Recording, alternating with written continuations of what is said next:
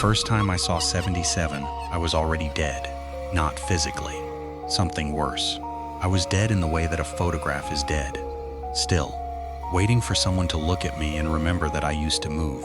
It happened in a hospital room. Not mine. My daughter's.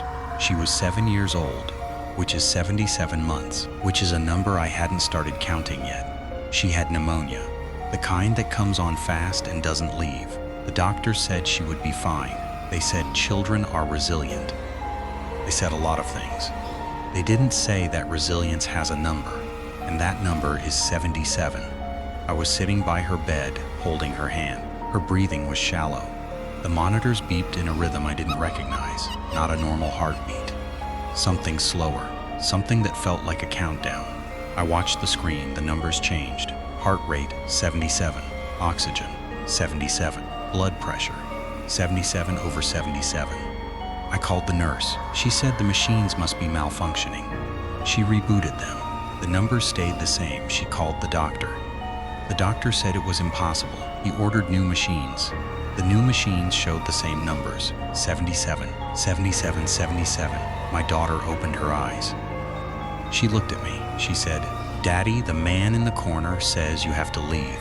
I looked at the corner. No one was there, but the air was cold, and the shadows were wrong. They were darker than they should have been. They had a shape, a human shape, standing, watching, waiting. "What man?" I asked. My daughter pointed. "The one with the number on his face, 77. I stood up. I walked to the corner. The cold intensified. My breath fogged. I reached out to touch the shadow. My hand went through it, but I felt something. Something solid, something warm, something that grabbed my wrist. I pulled back. The shadow didn't move, but I saw it now. Not a shadow, a figure, tall, thin. Its skin was the color of old paper. Its face was smooth. No eyes, no nose, no mouth. But on its forehead, written in what looked like scar tissue, the number 77. I stumbled backward. The figure didn't follow. It just stood there, watching, waiting. My daughter closed her eyes. The monitors continued to read 77. The nurse came back. She said the machines were still malfunctioning. She said they would move my daughter to a different room. They did. The new room had new machines. The numbers were normal. My daughter's fever broke. She started to heal. The doctors called it a miracle. I called it something else. I called it a transaction. That night, I went home. I couldn't sleep. I kept thinking about the figure, the number, the cold. I went to my daughter's room. She was sleeping peacefully. I sat on the edge of her bed. I held her stuffed rabbit, and I noticed something on the wall, a small mark, a scratch, in the shape of a 7. Then another scratch, a 7 next to it. 77. I touched the wall. The plaster was warm. It pulsed, once, twice, 77 times per minute. The same rhythm as the malfunctioning monitors. I pressed harder. The plaster crumbled. Behind it was not drywall. Not it was a hallway, narrow, dark. The walls were covered in numbers, thousands of them, all 77, written in different hands, different inks, different languages. Some were fresh, some were ancient. I stepped into the hallway. The numbers glowed faintly, amber, the same color as the eyes of the figure. I walked. The hallway seemed endless, but I kept walking, because at the end of the hallway I could see a door. Not a wooden door, a door made of numbers. Thousands of 77s arranged in a grid. They shifted, they moved, they formed patterns, faces. My daughter's face, my face, the face of the figure. I reached the door, I touched it. The numbers parted. Behind them was a room, a small room. The walls were lined with photographs, hundreds of photographs, all of children, all of them sick, all of them in hospital beds.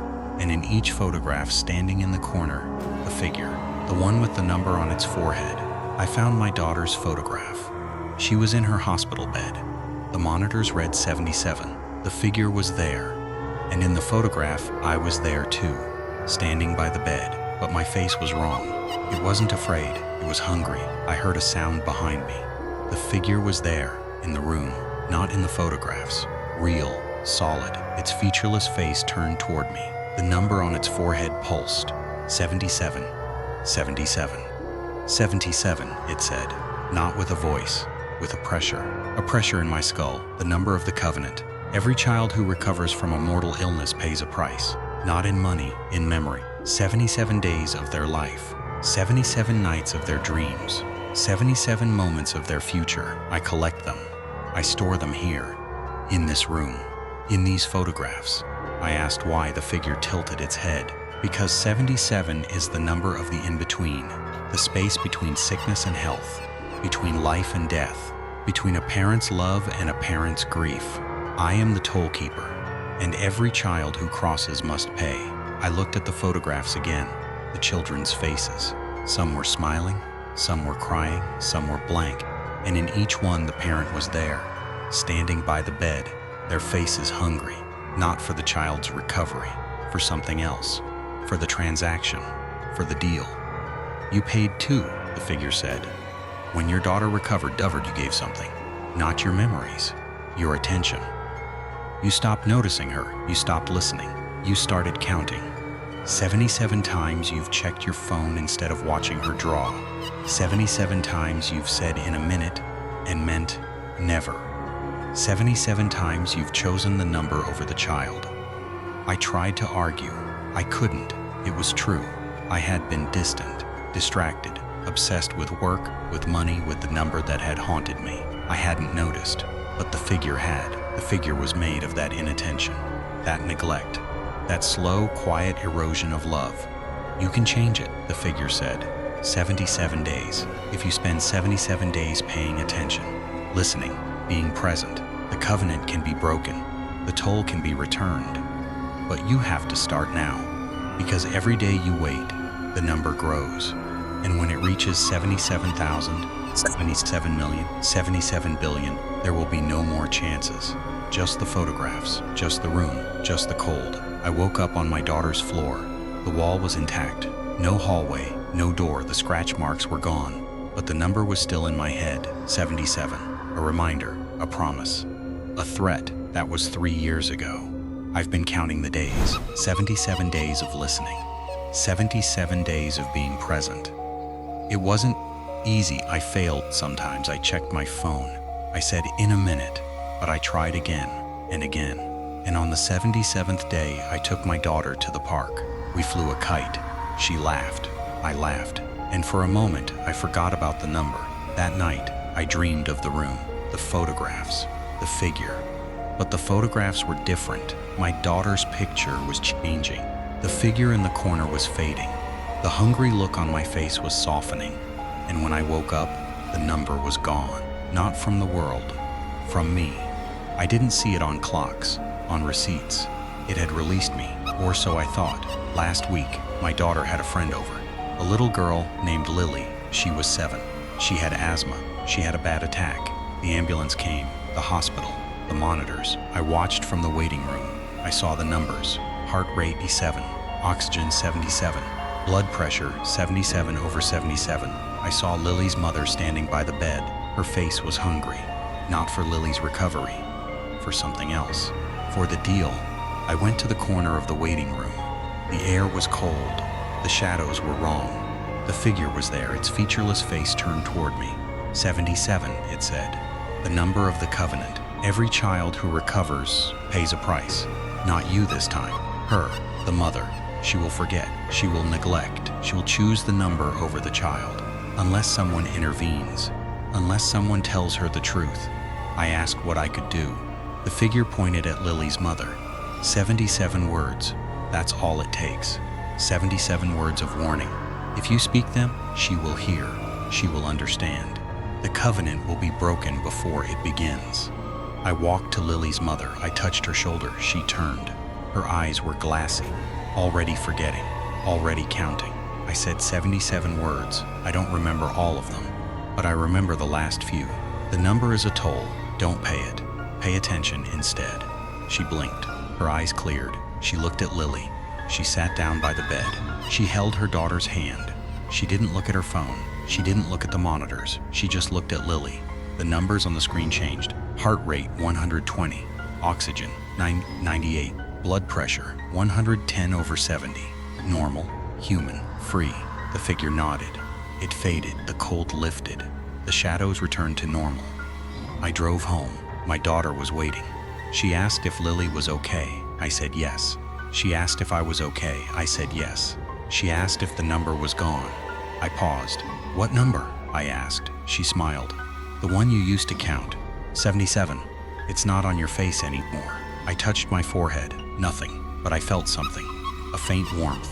A memory. A scar that had healed. That was last week. Tonight I woke up at 3:17 a.m. I looked at my phone. The time was 3:17. 3:17. 3 times 17 is 51, not 77. I almost went back to sleep. Then I saw the date. July 7. 77. I got up. I walked to my daughter's room. She was sleeping.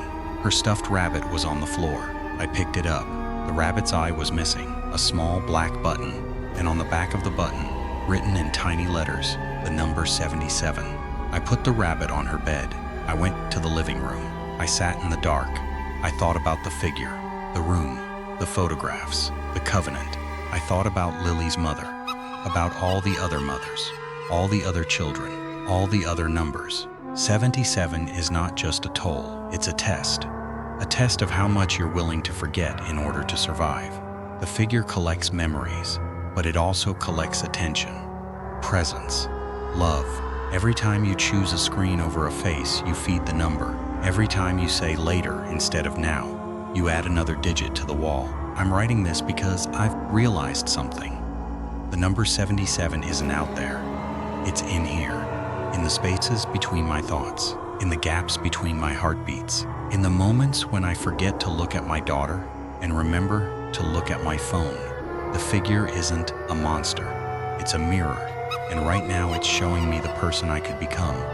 The person who stops counting days and starts counting seconds. The person who trades love for convenience. The person who lets the number win. I won't let it. Not today. Not on day 77. I'm going to wake my daughter up. I'm going to make pancakes. I'm going to listen to her talk about her dreams. I'm going to be present for 77 minutes, for 77 hours, for 77 years. The figure can wait. It's patient. It has eternity. But I have now. And now is the only number that matters. Check your own reflection, not in the mirror, in the eyes of the people who love you. Do you see the number? Do you see the cold? Do you see the hunger? Or do you see something else? Something that isn't a number at all. Something that can't be counted. Something that has no name. That's the thing the figure fears. The thing it tries to collect before it grows. Don't let it. Pay attention. Stay present. Break the covenant. 77 is just a number. You are not.